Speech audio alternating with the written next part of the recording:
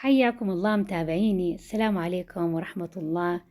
كيف حالكم؟ يا رب تكونوا كلكم في خير وفي نعمة وعافية يا رب. وصفتنا لليوم وصفة سهلة وسريعة، وصفة المعمول بنقشة ثابتة وعجينة هشة وطرية، معمول 10 دقايق. وصفة سهلة، كلنا نحب المعمول، بس تحس انه بنخاف انه تضيع النكشة فيه، وبنخاف انه ما يضبط معانا. فأنا جبت لكم وصفة مضمونة ومضبوطة. شوفوا عندي العجينة كيف هشة جدا يا جماعة، صراحة كل اللي ذاقوا عجبت. وصفة سهلة وسريعة وما راح تاخد منك وقت. نسمي الرحمن ونصلي ونسلم على سيدنا محمد ونبدأ وصفتنا. أول حاجة حجهز عندي عجينة التمر. أنا عندي هنا عجينة التمر اللي هي 1/4 كيلو، أضفت عليها تقريبا 1/4 ملعقة من القرفة وشوية زيت، حوالي 2 إلى 3 ملاعق زيت، وأبدأ بعجنها لما تشكل عندي عجينة بالطريقة هذه. حبدأ إن أنا أكورها حسب الأحجام اللي أنا حسوي فيها المعمول. بالطريقة هذه صارت عندي جاهزة. طيب نبدأ بتحضير المعمول. هحتاج عندي إلى 3/4 الكوب من الزبدة،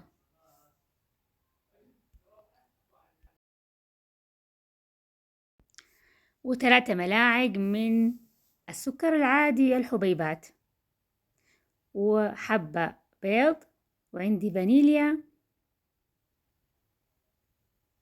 هاخد المكونات هذه وأخلطهم مع بعض إلين ما يمتزجوا مع بعض ويكون عندي بالشكل هذا كريمي. هضيف عندي 1/4 الكوب من الزيت، وممكن كنا نستغنى عن 1/4 الكوب ونضيف كوب كامل من الزبدة. ضروري الزبدة تكون بدرجة حرارة الغرفة، يعني ما أخرجها من التلاجة واستخدمها، لا. طيب صارت عندي الخليط جاهز. هضيف عندي 1.5 كوب من السميد الناعم يا جماعة، سميد ناعم. إذا عندك سميد خشن اطحنيه بالطحانة حق البهارات الخلاطة واستخدميه. 1.5 كوب من السميد هخلطه بالطريقة هذه إلين ما يختفي. وحبدأ بإضافة عندي الدقيق. عندي 1.5 كوب كمان من الدقيق الأبيض. إذا حبيتي تضيفي كوب وربع من الدقيق وربع 1 كوب من النشا كمان ممكن. النشا يضيف هشاشة للعجينة. هضيف عندي هنا 1/4 ملعقة صغيرة من البيكنج بودر، الملعقة المعيارية، 1/4 الكوب، 1/4 الملعقة الصغيرة. ويا دوبك ألم العجينة إلين ما تشكل عندي. شايفين؟ في البداية حتكون العجينة عندي قاسية، فأنا حطريها عندي بنص كوب من الحليب وأضيفه تدريجيا، لأن الدقيق يختلف من نوع إلى آخر، فأنا حضيف تدريجيا بحيث أن أنا أكون متحكمة في قوام العجينة. هنا أنا احتجت نص الكوب كامل، أضفته كامل وأبدأ بخلطه إلين ما تشكل عندي عجينة طرية بالشكل هذا. خلاص صارت عندي جاهزة. حسيبها على جنب وأبدأ بالتشكيل. حنشكل اليوم طبعا أشكال بدون استخدام أي آلة ولا أي قمع. حنشكلها على يدنا. حجيب عندي كرة وأفردها بالطريقة هذه وأحشيها بالتمر وأبدأ بتكويرها. وبأي آلة عندك، سكينة أو ملعقة، حبدأ إن أنا أشكل. أنا هنا خليتها بالشكل هذا بالطول علشان أشكلها على شكل ورقة شجر. تمام.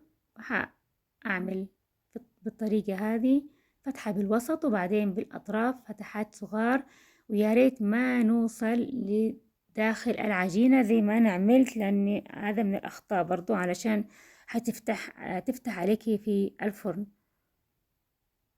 الخطوط يا دوبك تكون عندنا سطحية فقط. نفس الطريقة هعمل حبة تانية علشان تكون الصورة عندكم أوضح. بعد ما أكورها أبدأ إن أنا أخليها بشكل طولي بالطريقة هذه،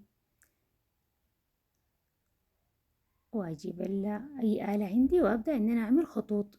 ولا تغلطوا الغلطة حقتي وتضغطوا على العجين الداخل، لأنه راح تفك عندك في الفرن. أنا كنت مستعجلة فشكلت بسرعة بسرعة، بعضهم ضغطتهم لجوا وبعضهم كانت النكشة خفيفة زي كذا. عملت هنا أشكال تانية زي الصدفة ودوائر. فحنشوف الأشكال اللي عملتها. أخذت كورة بالطريقة هذه وفردتها، وأخذت كمان كورة من التمر وفردتها وحطيتها فوق الكورة حقت العجينة بحيث إنه التمر يغلف كامل العجينة، وأبدأ إن أنا أعمل خطوط عليها بالطريقة هذه. شايفين؟ أضغط ضغطة خفيفة ما أنزل لجوا.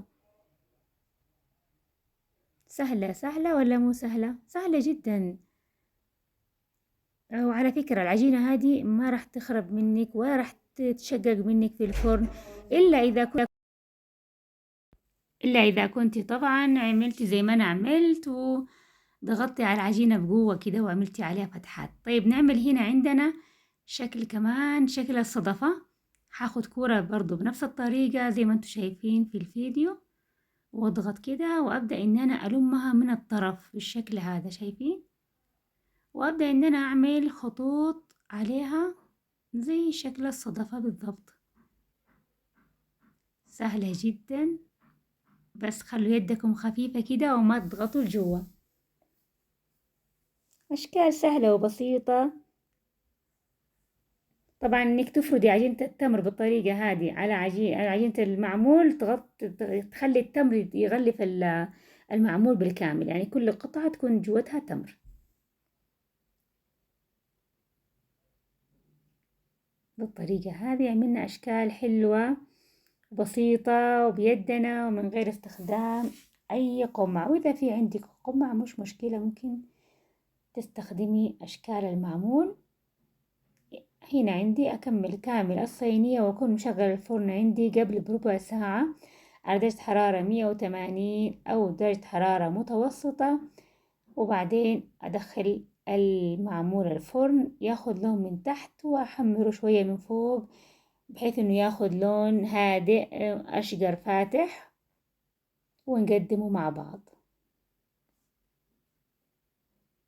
هنا عندي بعد ما خرج من الفرن، شوفوا هذه الغلطات اللي قلت لكم عليها، اللي ما ضغطتهم حلوين واللي ضغطت عليهم عملوا فتحات، فلا تغلطوا غلطتي وتضغطوا بقوة. هنا عندي قدمتهم بالطريقة هذه، شكلهم يفتح النفس وريحتهم مالية البيت. ضروري انكم تجربوها، صدقوني راح تعجبكم وتعتمدوها عندكم، من الوصفات السهلة للمعمول والمضمونة كمان. على فكرة ممكن ترشوا عليه كمان سكر بودر، بس أنا حسيت إنه ما يحتاج، وسكر عند طعم السكر مضبوط مع التمر، وأنتم لكم حرية الاختيار. لا تنسوا اللايكات والتعليقات وتشيروا قناتي عند أصدقائكم. انتظروني في فيديو تاني. في أمان الله. باي باي.